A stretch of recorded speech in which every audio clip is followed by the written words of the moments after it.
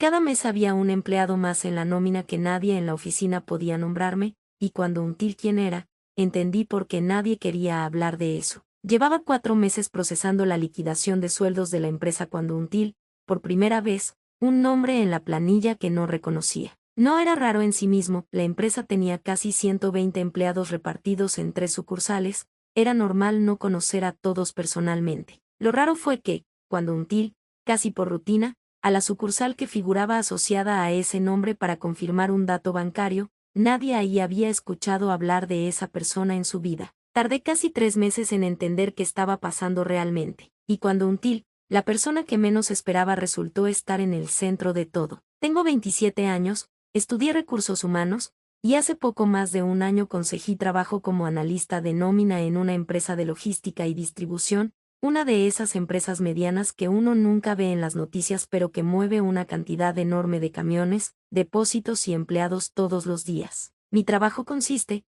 básicamente, en procesar cada mes los sueldos de todo el personal, cargar novedades, verificar horas trabajadas, calcular descuentos, y asegurarme de que la información que se manda al banco para las transferencias esté correcta. Soy una persona detallista casi hasta la exageración, algo que en mi trabajo resultó ser una virtud, aunque en mi vida personal a veces me juega en contra porque me cuesta soltar cosas que no cierran del todo. Si un número no coincide, si un nombre aparece donde no debería, necesito entender por qué antes de poder seguir tranquila con lo demás. Esa característica mía, en el fondo, es la razón por la que esta historia terminó pasando lo que pasó. La empresa donde trabajo, que voy a llamar simplemente la empresa, para no dar detalles identificables, tiene una estructura bastante típica, un dueño fundador que ya no participa del día a día, un gerente general que maneja la operación completa, y debajo de él, distintos gerentes de área, entre ellos Claudio, el gerente de administración y finanzas, mi jefe directo, alguien con casi 20 años en la empresa, prácticamente una institución dentro de ese lugar. Todo el mundo confiaba en Claudio. Era el tipo de persona que sabía resolver cualquier problema administrativo con una llamada, que conocía cada detalle del funcionamiento interno de la empresa mejor que nadie, y que, hasta esta historia, para mí era sinónimo de seriedad y prolijidad. Trabajábamos, en el área de administración, 6 personas en total, entre las que estaba yo, otra analista de nómina más senior llamada Ivane, y Claudio como cabeza del área. La relación con Claudio siempre fue buena, exigente, sí, pero justo, del tipo de jefe que te corrige con respeto y que reconoce cuando algo se hace bien. La primera vez que until el nombre extraño en la planilla fue un martes cualquiera, procesando la nómina mensual. Entre los 120 y pico de empleados activos, until un nombre, Ezequiel Ferrando, asociado a la sucursal del Depósito Central, con un sueldo correspondiente a un puesto de supervisor de logística, uno de los sueldos más altos de esa categoría. No lo reconocí, pero eso, en sí mismo, no era extraño, había mucha rotación en el área operativa, gente que entraba y salía, y yo llevaba poco tiempo en el puesto como para conocer a todos de memoria. Until una nota mental de preguntarle a Ivane si conocía a este empleado, más que nada por curiosidad de ponerle cara a un hombre nuevo, sin ninguna sospecha todavía. Ivane me dijo que no lo conocía tampoco, pero que en el depósito hay mucha gente que va y viene, capaz es alguien nuevo del turno noche que todavía no cruzamos. Until sentido. No le di más vueltas ese mes. El mes siguiente, al procesar la nómina otra vez, until el mismo nombre, Ezequiel Ferrando, con el mismo sueldo, en la misma sucursal. Esta vez, con un poco más de tiempo libre, decidí llamar directamente a la sucursal del Depósito Central para confirmar un dato bancario que figuraba incompleto en el sistema, algo que hacíamos habitualmente cuando faltaba información de algún empleado. Hablé con el encargado de turno del depósito, alguien con quien ya había hablado otras veces por temas similares. Le pregunté por Ezequiel Ferrando, supervisor de logística. Se quedó callado un segundo, y me dijo, con total naturalidad, que en ese depósito no había ningún supervisor con ese nombre, que los 2 supervisores de turno eran otras 2 personas que él me nombró sin dudar. Le agradecí, colgué, y me quedé mirando la pantalla con ese nombre ahí, activo en el sistema, cobrando un sueldo de supervisor cada mes, sin que nadie en la sucursal correspondiente lo reconociera. Until que algo no cerraba, pero todavía until que podía tratarse de un error administrativo, un empleado mal cargado en la sucursal equivocada, algo común en sistemas grandes con mucha rotación. Decidí investigar un poco más antes de llevarle el tema a nadie, para no hacer una consulta innecesaria por algo que quizás tenía una explicación simple. Busqué en el sistema el legajo completo de Ezequiel Ferrando, fecha de ingreso, datos personales, historial de novedades. Until que la fecha de ingreso figuraba de hace casi 3 años, mucho antes de que yo empezara a trabajar ahí, y que, revisando el historial, el sueldo de esta persona había aumentado de forma constante cada 6 meses, siguiendo casi exactamente los mismos porcentajes de aumento que se aplicaban a todo el personal de forma general, como cualquier empleado real y activo. Until, también, que la cuenta bancaria asociada para el pago del sueldo no pertenecía a ningún banco local de los que usábamos habitualmente para el resto del personal, sino a una entidad distinta, algo que en sí mismo no era necesariamente sospechoso. Algunos empleados tenían cuentas en otros bancos, pero que sumado a todo lo demás, empezaba a generarme una inquietud cada vez más difícil de ignorar. Until, además, revisando los aprobadores de las liquidaciones mensuales en el sistema, que cada mes, la nómina de esta persona en particular era aprobada manualmente, fuera del proceso automático regular,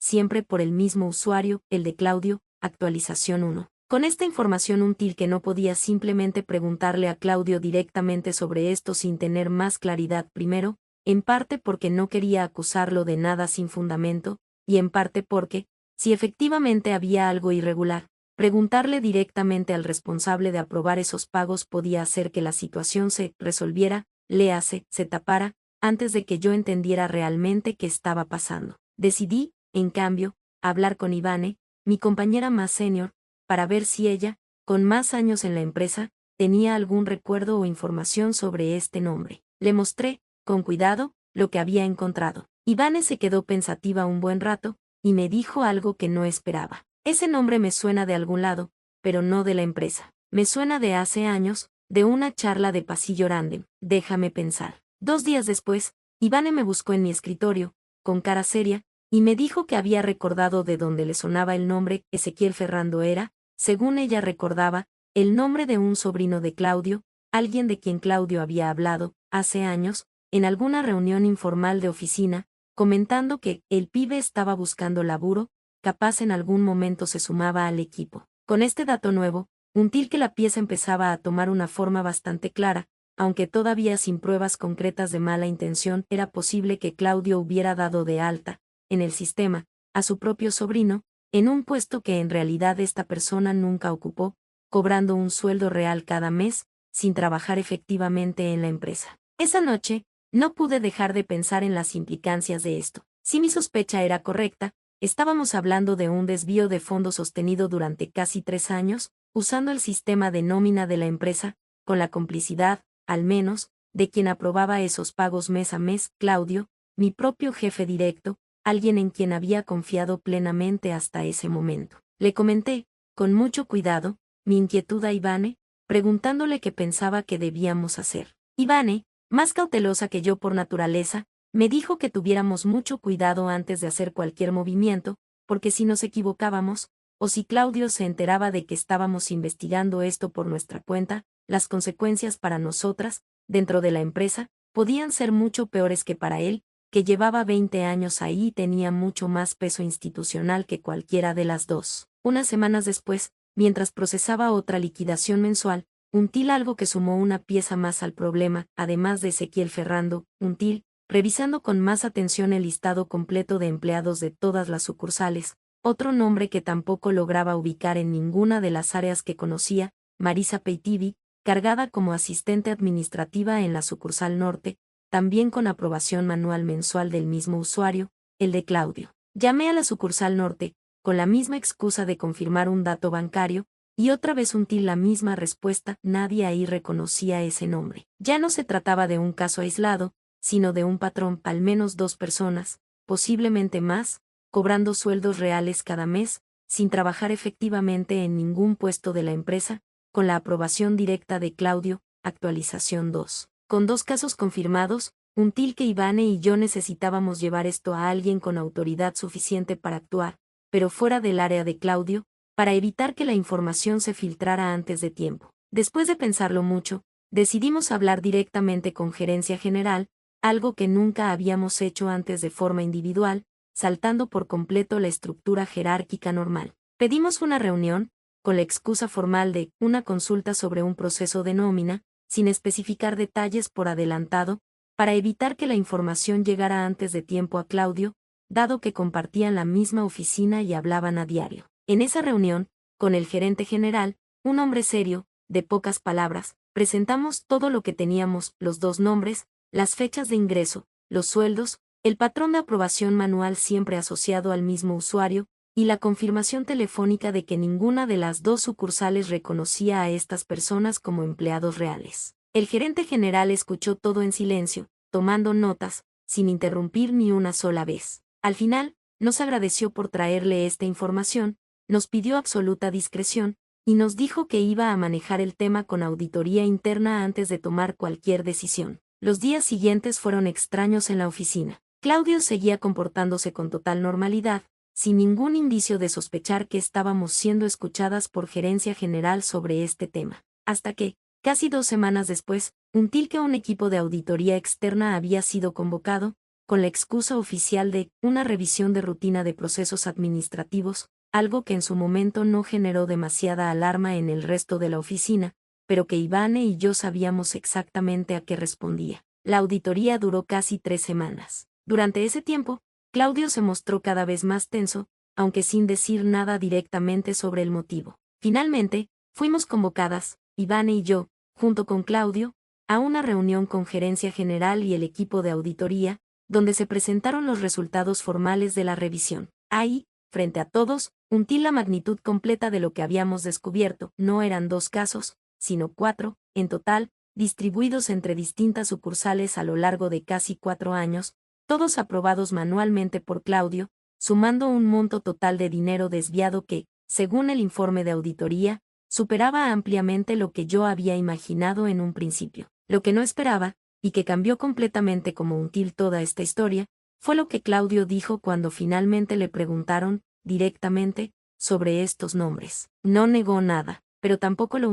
en ningún momento, como un robo simple para beneficio personal exclusivo, como yo había asumido hasta ese momento. Claudio explicó, con la voz quebrada, que 2 de esos 4 nombres correspondían efectivamente a familiares suyos, incluyendo a su sobrino, que atravesaba, según sus palabras, una situación económica muy difícil, desde hacía años, sin conseguir trabajo estable, y que él había decidido, en su momento, inventar un puesto para poder ayudarlo económicamente, sintiendo que la empresa podía perfectamente sostener ese gasto sin que nadie lo notara ni saliera perjudicado realmente. Los otros 2 nombres, sin embargo, no correspondían a familiares suyos, sino a una modalidad distinta. Claudio admitió que, con el tiempo, había extendido este mismo esquema, cobrando él mismo una parte de esos sueldos, fantasma, adicionales, a través de cuentas bancarias de conocidos que aceptaban prestarle su nombre a cambio de una comisión menor, usando ese dinero,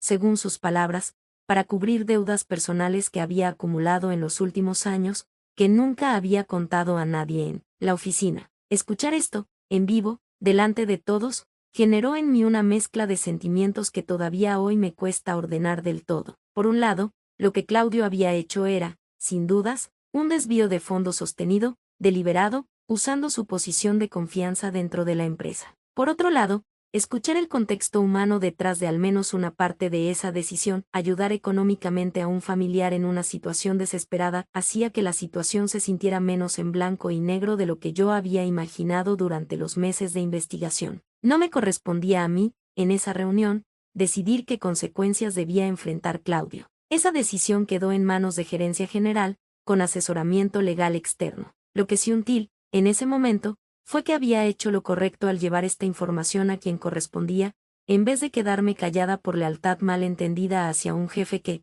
aunque humano y con sus propias razones, había estado usando fondos de la empresa de una manera que afectaba, indirectamente, a todos los que trabajábamos ahí. Claudio dejó la empresa esa misma semana, en un proceso que, según después, incluyó un acuerdo para la devolución parcial del dinero, evitando así, al menos en parte, que la empresa avanzara con una denuncia penal formal, aunque no con exactitud todos los detalles legales de ese acuerdo, dado que se manejó con total confidencialidad entre la empresa y sus abogados. El área de administración quedó, durante varias semanas, sin un responsable claro, hasta que Gerencia General decidió promover a Ivane, mi compañera, al puesto de gerente interina, algo que ella recibió con una mezcla de orgullo y nervios, dado que nunca había manejado un equipo antes de ese momento. Yo, por mi parte, seguí en mi puesto, aunque con una relación distinta con mi propio trabajo, mucho más atenta a los detalles, mucho menos dispuesta a asumir que así son las cosas, simplemente porque alguien con más antigüedad me lo diga. Actualización final. El sobrino de Claudio, según Until por comentarios informales de oficina, nunca fue contactado directamente por la empresa, dado que legalmente no había sido él quien gestionó el esquema, sino su tío, usando su identidad sin que quedara clara, en el informe final de auditoría, cuánto sabía realmente sobre cómo se estaba manejando ese dinero en la práctica. La empresa, después de todo esto, cambió su protocolo de aprobación de nómina, exigiendo desde entonces doble aprobación para cualquier alta de personal y cualquier modificación de sueldo, un cambio que, aunque generó más trabajo administrativo para todos, Until como una consecuencia lógica y necesaria después de lo que había pasado. Con Ivane, la relación se volvió más cercana, casi de amistad, después de haber atravesado juntas todo este proceso. Con el resto del equipo, hubo un tiempo de incomodidad general, sensación de haber traicionado a alguien que, para muchos, seguía siendo recordado como un buen jefe a pesar de todo, algo que entiendo, aunque no comparto del todo, dado que fui yo quien vio, de primera mano, la magnitud real de lo que había estado pasando durante años. Hoy, mirando para atrás, no me arrepiento de haber seguido investigando aquel primer nombre raro en la planilla, aunque en su momento, más de una vez, sentí la tentación de dejarlo pasar, de asumir que era un simple error administrativo y seguir con mi trabajo sin generar más preguntas. Si lo hubiera hecho, probablemente el esquema hubiera seguido funcionando durante años más, con un costo cada vez mayor para la empresa y, en definitiva, para todos los que trabajábamos ahí, dependiendo de la salud financiera de un lugar que, sin saberlo, estaba sangrando dinero de forma silenciosa cada mes. Al mismo tiempo, no puedo evitar pensar en la parte humana de toda esta historia, en un hombre que, en algún momento, tomó una decisión equivocada tratando de ayudar a un familiar, y que esa decisión, sostenida en el tiempo sin ningún límite claro, terminó llevándolo a un lugar mucho más oscuro del que probablemente imaginó cuando dio de alta ese primer nombre falso en el sistema, hace casi 4 años. Lo que aprendí de todo esto es que, en cualquier trabajo, los pequeños detalles que no cierran del todo, un nombre que nadie reconoce, una aprobación siempre manual, una cuenta bancaria fuera de lo habitual, rara vez son completamente inocentes, aunque tampoco siempre esconden a un villano sin matices. A veces, detrás de una irregularidad grande, hay una historia humana pequeña, de alguien que cruzó un límite por razones que, en el momento, seguramente le parecieron comprensibles, incluso justas, aunque el resultado final haya terminado siendo mucho más dañino de lo que esa primera decisión parecía anunciar. Sigo trabajando en la misma empresa, en un ambiente distinto, más cuidadoso, más consciente de que cada número, cada nombre, cada aprobación, tiene una historia real detrás, para bien o para mal, y aprendí, sobre todo, que prestar atención a lo que no cierra, aunque incomode, aunque implique tocar decisiones de gente con mucha más autoridad que uno, casi siempre vale la pena a largo plazo, aunque en el corto plazo se sienta como estar buscando problemas donde antes solo había rutina.